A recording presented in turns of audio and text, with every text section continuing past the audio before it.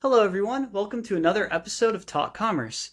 I'm Isaac Morey, and today we'll be speaking with Will Haire of BellaVix. BellaVix is a marketplace marketing agency, so basically they help brands connect with customers on platforms like Amazon, Walmart, and Target, and Will is going to be sharing his advice for brands that want to grow. One topic that Brent and Will dive into today is how to take advantage of special events like Prime Day, for example. And Will draws to our attention the fact that more niche holidays like Earth Day or National Pet Day can actually be, huge opportunities, especially if you're within those particular niches. So drawing your attention to those as a marketer is definitely going to be a valuable strategy. And there's so much more in this conversation. One other thing that really caught my attention was the concept of platform mastery. So basically focusing on one thing at a time. If you're starting on Amazon, make sure you're using Amazon to its fullest potential and getting everything out of it before you start dividing your efforts and your attention to, add on Walmart or Target or some other platform. I think that's really true, and it applies to so many areas of business and life. And yeah, if you're an online seller, especially if you use platforms like Amazon, I think this is going to be a really valuable conversation for you to listen in on and glean some expertise from Will and Brent. So without further ado, let's jump right into the interview.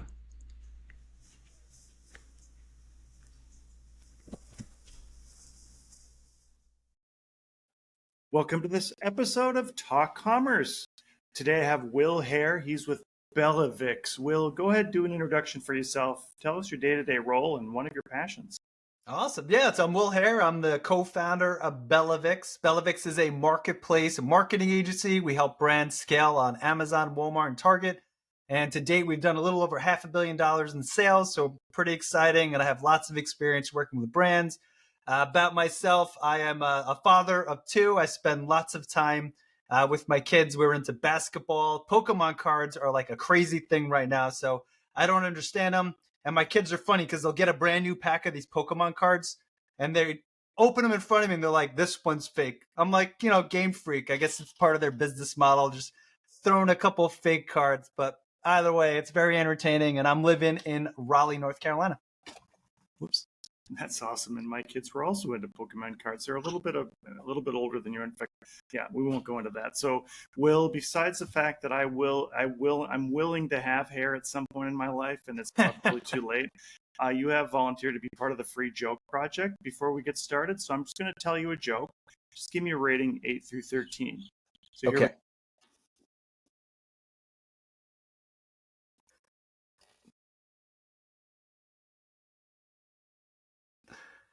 I'm going to give it a solid 13 because there was no sound, and why not?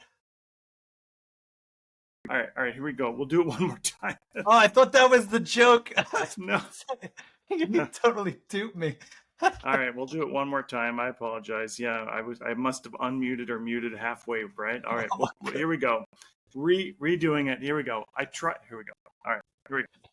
I tried to come up with a carpentry pun that would work. I think I nailed it, but nobody saw it.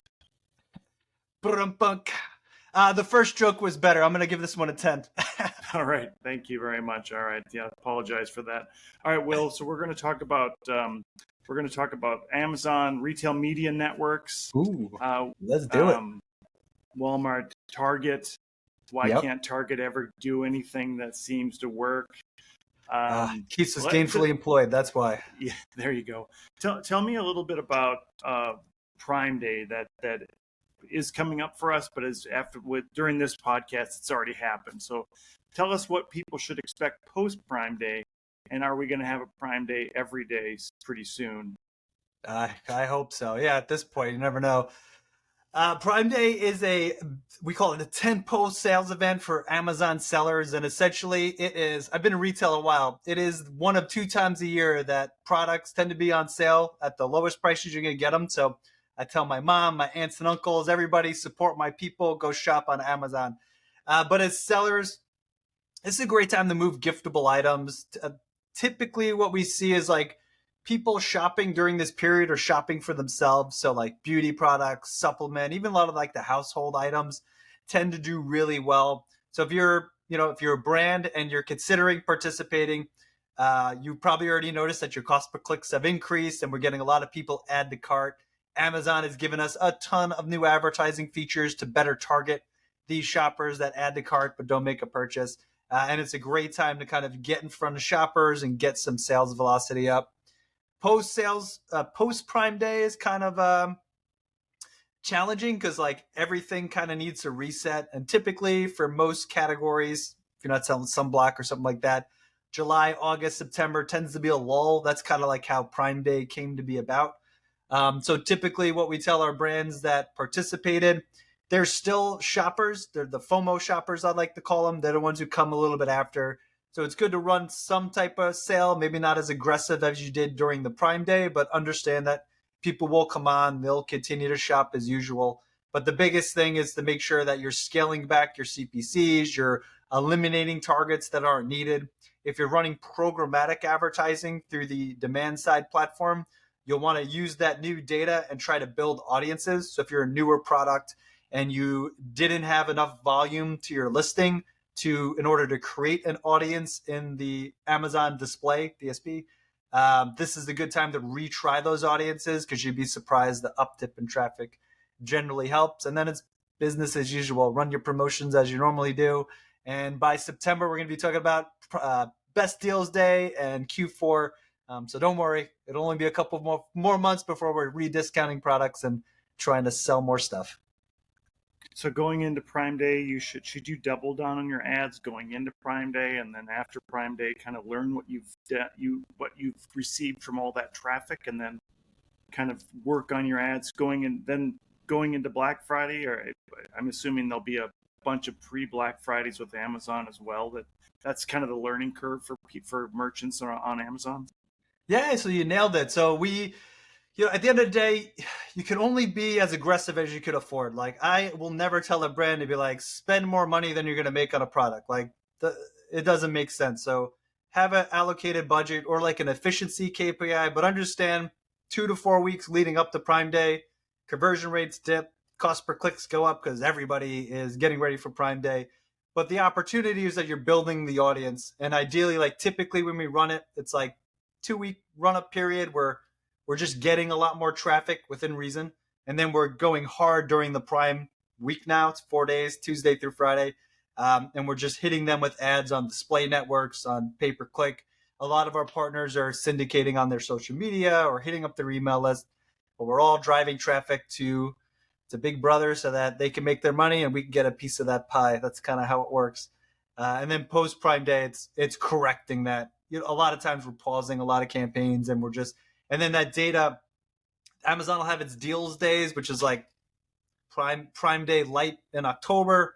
And you could take what you learned from there and apply it. A lot of times we have seasonal portfolios on the back end. So it's just a matter of turning some of them on, maybe adding some negative keywords or killing targets that didn't perform well regardless. And then, using that data to inform you as you step into Deals Day, then Black Friday, Cyber Monday, which is the next big shopping event extravaganza. I had a guest on earlier that said that Amazon is still like Google was 20 years ago, or Google Ads were 15 years ago, where you could spend money and actually get traffic. Is that still true? Do you think that the ads on Amazon still get you that instant feedback like Google used to do? Yeah, so I'm a recovered Google Ads manager, and I was stolen away to the Amazon. But that's like when I transition over, that's one of the strangest things to me. It's like your advertising spend and sales velocity influences organic ranking. So it's still a really fun place to be because your advertising influences so many other aspects of your listing, which helps with sales velocity and everything else. So yeah, it's still very relevant. I'm waiting to get replaced by AI in probably the next 3 to 6 months, and then I'll be looking for a job. So I might come work with you. It's Isaac here again. Quick break from the show to share a really exciting announcement. We are now official HubSpot partners. So Content Basis, the agency that Brent and I run together, is now available to help you with all your HubSpot challenges, from email campaigns and marketing automations to your content pipeline, or even just reviewing what you're doing and identifying new opportunities. If you use HubSpot and you're looking to improve, Brent and I would love to help you out. You can find more information in the description. Just follow the link to get more info, find out how to get in touch, and even access a special offer. Thanks so much. We hope to hear from you. Now, back to the show. There you go. So tell us about how Walmart fits into this picture, and then Target, and whoever else is coming up the line that maybe is trying to compete with Amazon. Yeah. So I'll speak to Walmart. I can speak to Target, and then I could talk philosophically about like social and where it plays. But typically, Amazon, give or takes like 50% of e-commerce. A lot of search starts on Amazon, and whether you like it or not, you're doing TikTok ads or Instagram ads. They're going to hit your website, and then they're going to check on Amazon. Can I get it faster? Can I get it cheaper? We're an omni-channel shopper. And a lot of people like millennials, like I do most of my shopping on Amazon, but I drink the Kool-Aid, so take it for what it's worth. When it comes to Walmart, Walmart's ideal shopper journey is buy online and pick up in store for its e-commerce users. So if you're using WFS and you're still a third-party seller, the volume is a lot lower, and it's still pretty competitive because you're competing with all those products that are cutthroat for shelf space. So not only are you competing with your Johnson's & Johnson, like your big brands, you're also competing with other 3Ps, and you're less prioritized than the 1Ps because they want you to go in the store. They want to maintain that shelf space.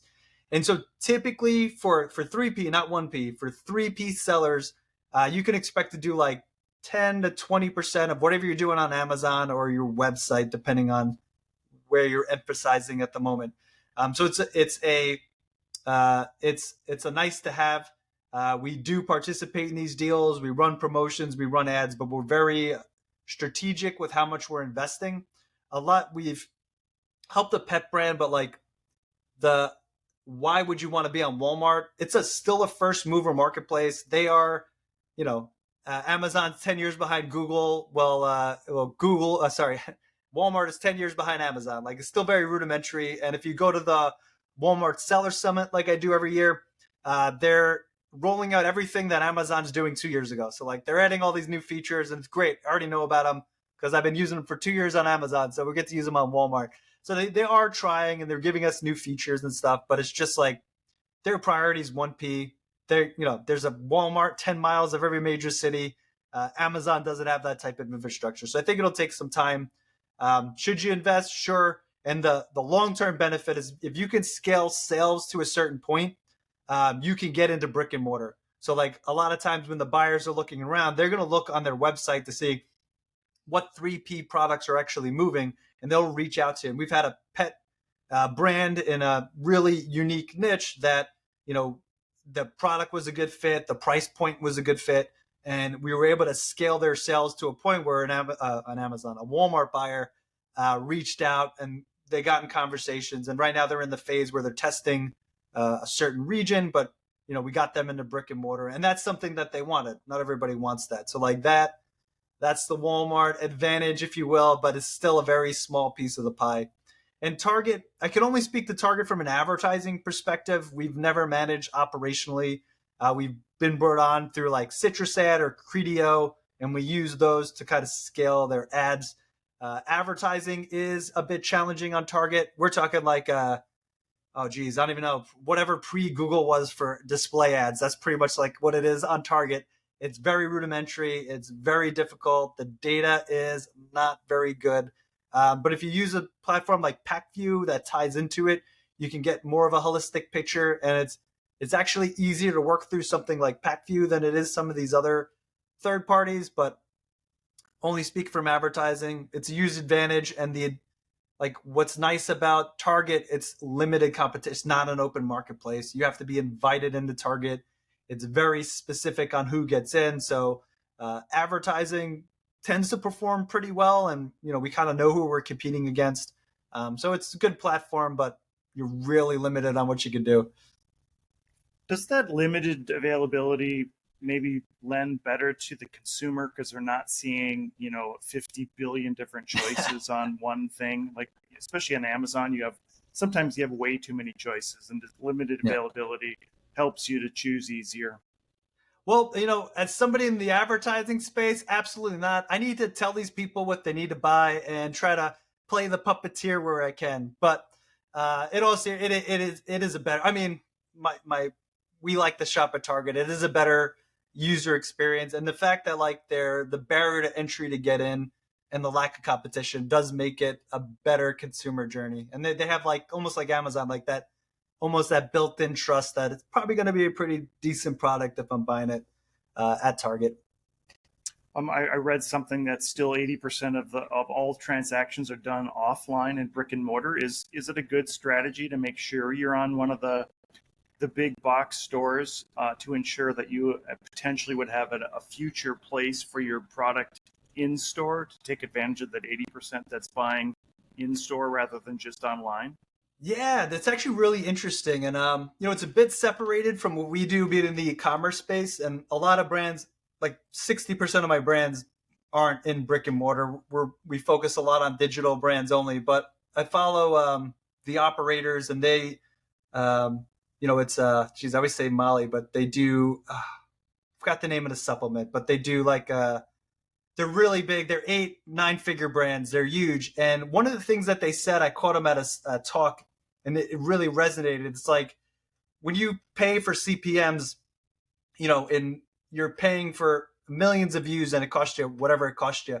But when you're in Target, when you're on a corner aisle, like one Target store per day is going to get like, 10,000 people walking past that aisle and seeing your product. And like, you can't directly tie that digitally, but like it has an impression. And not only that, but like the instant validation of being like seeing it in brick and mortar, seeing a TV ad for it, and then seeing it in these different marketplaces, like that's what helps these brands get from that 7-figure to that 8 and 9-figure. So when they explain to me like how retail works and like the impression share you get from being on a shelf, you're like, oh, like as an advertiser, I'm like, oh, I never thought about that, but that makes sense. So it has a huge advantage. And if you could get into it, sure. But like not every business is set up to do wholesale. Like we work with a lot of people that are like, hey, I want to operate my website. I don't want the headaches.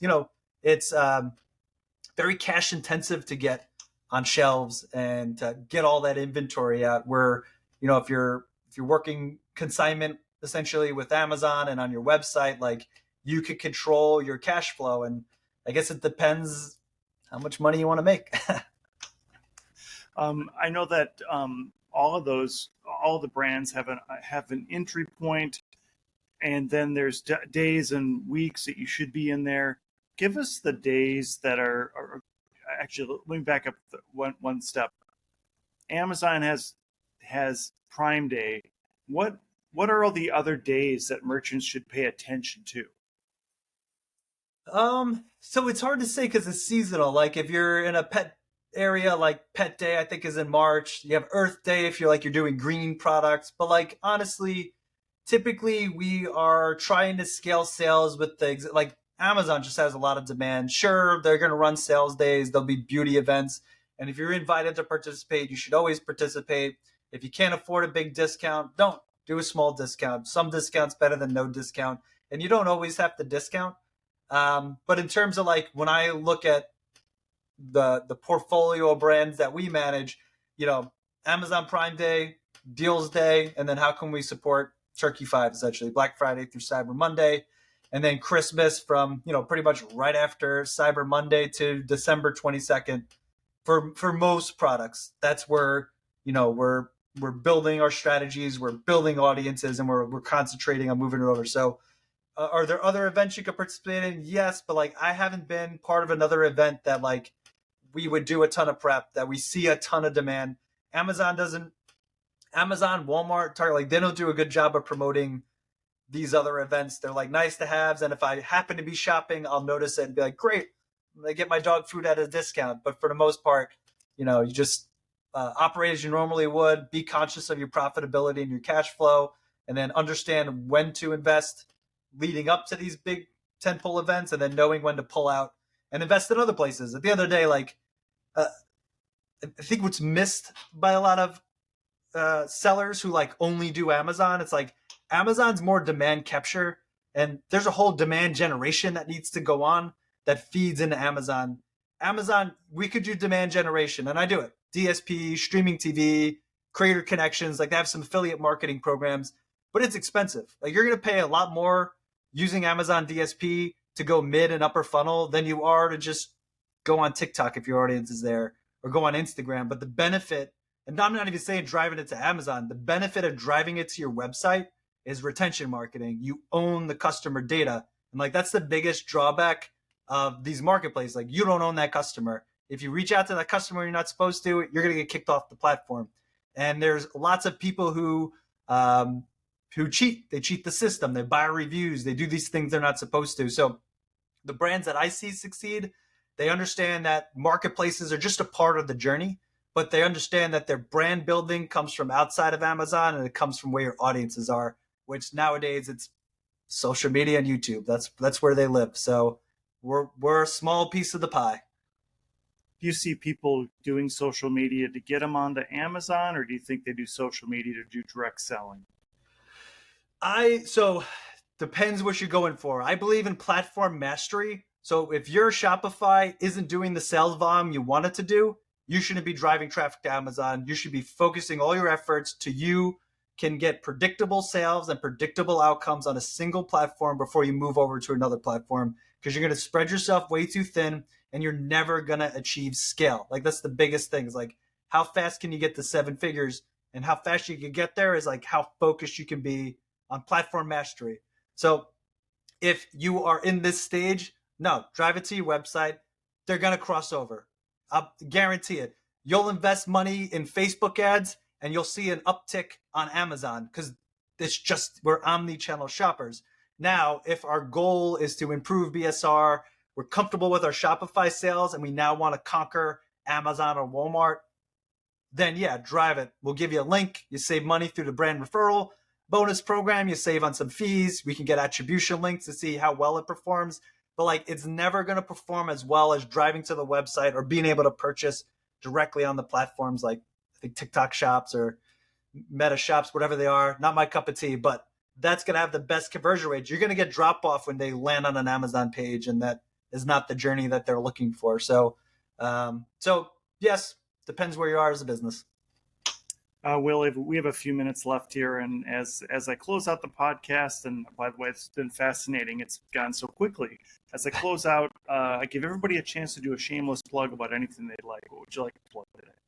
Yeah, and we're a young company, we're a boutique agency, so like we're hyper focused on customer service and being really selective with the brands we work with. But I do put out a newsletter that I'm trying to build an audience. It's on LinkedIn, so if you follow me on LinkedIn, Will Haire, like on your head with an E, you can check me out. I do no salesy stuff. I follow the news across Amazon and Walmart, and I write about how some of the updates impact e-commerce sellers and what they can do to stay ahead.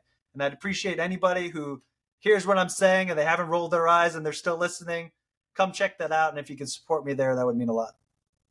That's great. And I'll make sure I put everything on the show notes. How would they get in touch with you directly? Is the best way to go through LinkedIn, or do you have an email address that you give out? Yep, you could definitely go through LinkedIn, or you can email me, Will, WILL, at BellaVix.com.